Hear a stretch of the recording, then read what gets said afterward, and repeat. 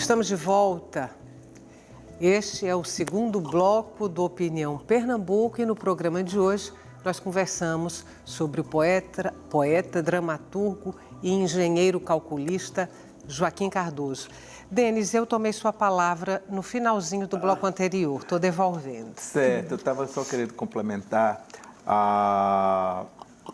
o que Lorival estava dizendo com muita propriedade sobre a recepção de Joaquim, porque eu nunca encontrei nenhum autor com uma integridade tão grande como Cardoso. Então, nem vale a pena muito essa divisão, a não ser didaticamente, aqui como a gente está fazendo de poeta. Ele é como um Ésquilo, como um Sófocles, que não há como você dividir. Talvez seja um dos últimos humanistas que nós tivemos. E não, mais do que isso, é um monge, mas muito carrasco com ele próprio, de um despojamento de que se alguém não... Tem passagens na biografia dele que se alguém não pega os cheques para descontar, aquilo fica lá. Então, Cardoso não tinha o menor interesse em publicar. Isso é uma coisa que é complicado. Ele não tinha o menor interesse. Muitas poesias estavam aqui, ou num guardanapo, não é? Se não fossem os amigos, quer dizer, o primeiro livro de Joaquim ele sai com 50 anos de idade. Ele vai publicar, mas por que os amigos, que João Cabral e uma réca de colegas, fizeram aquilo que ele diz, a frequentação, que Lorival diz, a frequentação como um poeta para poetas. Mas é uma maldade isso, porque o mundo merece Joaquim, certo? O mundo merece ver o que monge é esse que une Oriente e Ocidente, que une poesia, não faz essa distinção em nada. É um homem do nosso tempo. Ele é contemporâneo o tempo todo, né? de um universo que é inexplicável. Mas se você não lê, se você não... Sabe como é? Não anda, não sai do canto. Tem livros dele que só foram publicados depois da morte dele, não tem? Aquela poesia que foi depois organizada, acho que Zé Mário Rodrigues. Zé Mário, exatamente. Que é muito, muito interessante, muito boa, que é uma conjunção muito feliz também entre esse sentimento e esse poeta quase ecológico. Né? E isso é... Ele é um autor hoje adotado nas escolas, não? Não, muito pouco, muito pouco. Ele é um autor que é muito mais venerado que frequentado.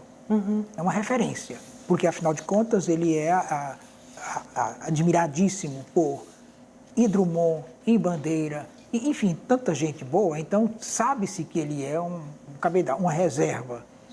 Mas não é isso que interessa para a cultura. Para a cultura só interessa aquilo que circula. Essa coisa do hard, da memória, isso pode até ser esquecido, mas o que interessa para a poesia é a circulação, é o soft, é aquele que vai ficar sempre, porque tem essa leveza, é essa memória que vai ficar na memória dos poetas futuros. Aqui no seu texto, Denis, se não me falha a memória ali, página 14, página 15, eu até marquei, você faz uma comparação, você equipara Joaquim Cardoso aos grandes dramaturgos contemporâneos.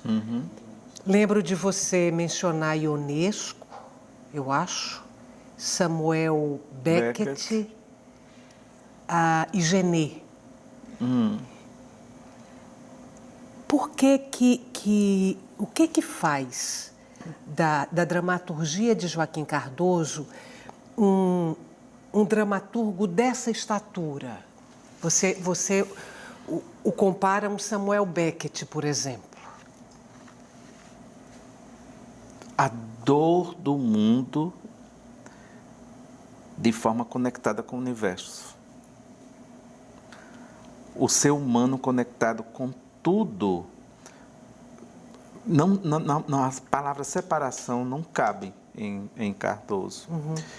Então, vou pegar um detalhe. A didascália, ou para o público entender, no texto teatral, há o diálogo e há uma sugestão do autor, que a gente vai chamar de didascália, é uma palavra de origem grega, que é uma indicação, uma instrução, que o autor diz, faça assim, faça assado, você está em tal lugar, estamos na frente de tal lugar, a personagem avança, a personagem recua, é tarde, é noite, é escura, certo? Então, isso é uma didascália. Em Beckett, a didascália, ou as indicações dramáticas, ela assume papel preponderante, porque ela tem quase o mesmo valor que o texto primário. Esse texto primário seria o diálogo, que é no teatro. Então, quando você lê uma didascália, parece que é poesia pura, em Beckett. E como se fosse um roteiro de cinema. O mesmo ocorre com Cardoso. É diferente da didascália de Nelson Rodrigues, é diferente da didascália do nosso também dramaturgo importante, como Ariano Suassuna. Então, isso é um dado. O outro, a gente teria que ver os dados temáticos, como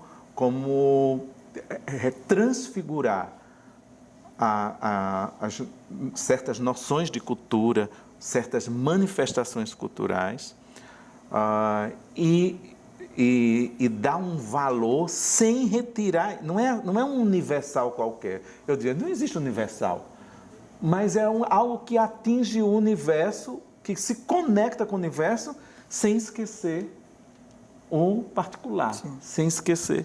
Então, isso você vai encontrar em Beckett, certo? Quando ele vai, se ele não pega um dado da cultura, ou folclórico, mas ele vai pegar os clochards, o povão, o bêbado, o miserável, o que sofre com uma existência terrível pós-guerra, e a gente, sempre presente no Nordeste, né? Pós-nada.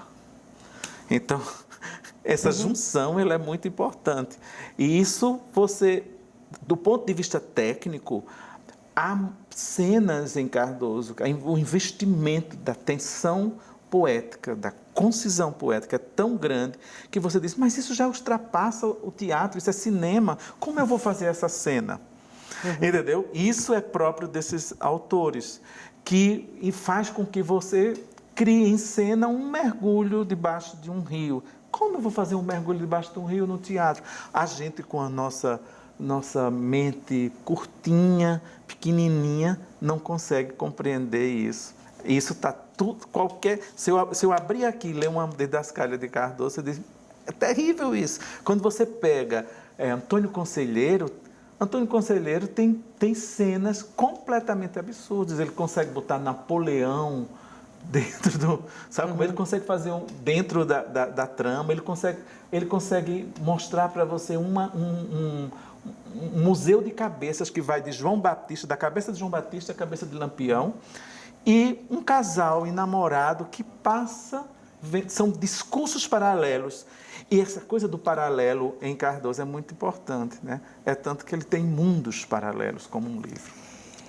São 6 peças de teatro, a gente pode considerar que é uma dramaturgia enxuta. A poesia também é? O que está aí publicado de Cardoso é uma obra enxuta? Sim, sim. E fosse vontade dele, seria mais enxuta ainda. Ele é de uma avareza muito grande com relação à própria produção. Não fosse a violência dos amigos, ela teria ficado... Né? Mas tem momentos em que ele faz essa junção, de que João Denis fala muito bem, entre essa coisa de uma espécie de desejo de transcrição do real e, ao mesmo tempo, um live assim, onírico, fantástico, de quem quer ver claro. Tem momentos em que ele diz assim, e eu gosto muito disso, sou um homem marcado. Né? Você vê que ele vai do mais real, né? Sou um homem marcado num país ocupado pelo estrangeiro. Certo? Bom, tudo bem. Sou um marinheiro desembarcado. Marcho na bruma, mas levo das águas a substância da claridade. Da claridade. Da claridade. Quer dizer, é do onírico até a necessidade de ver o real mesmo. Isso é o poeta.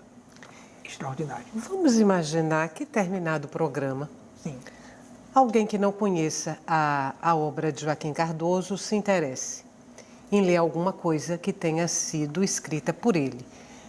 As peças de teatro a gente sabe que estão agora publicadas pela CEP. Mas se essa pessoa entrar numa livraria qualquer do Recife, encontrará livros de Joaquim Cardoso, poemas de Joaquim Cardoso facilmente? Ou vai ter que recorrer a sebos? Pois é, eu acho um pouco arriscado facilmente. Vai encontrar. Sim, vai encontrar. Vai encontrar. Né? Agora, ele vale a surpresa. Talvez até seja uma vantagem ele não ser ensinado em escolas, porque ele fica com aqueles prazeres resguardados. Uhum. Até nos sebos, Estela. Eu teve um período de pesquisa minha, eu era rato de todos os sebos. Sim. E nos sebos você encontrava muitas primeiras edições das peças, não é? E até uma poesia completa dele, da Zé Olímpio, também você encontrava solta por aí, certo? Mas agora, certamente nos pontos de venda da CEP, não sei se em todas as livrarias, há uma parte dessa obra completa dele, a poesia e prosa, também que você encontra, né? Mas se procurar, acha. E com mais facilidade, porque hoje nós estamos numa cultura de uma dinâmica tal que o papel é secundário. Então você joga 2, 3 versos e você vai encontrar os poemas dele. Essa tecnologia dinamiza muito esse encontro, esse encontrão. Você, só para a gente terminar esse bloco, você lê poesia sem ser no papel? Você lê na tela? Leio também. Leio. Você lê, Denis? Leio. Tem umas mas poesias não é a mesma que coisa. Não é, porque tem aquelas poesias em que a gente tem ciúme e que a gente carrega para um espaço tal. Né? Agora, a descoberta são como pessoas. E o fato também da gente de riscar, de pegar. Sim.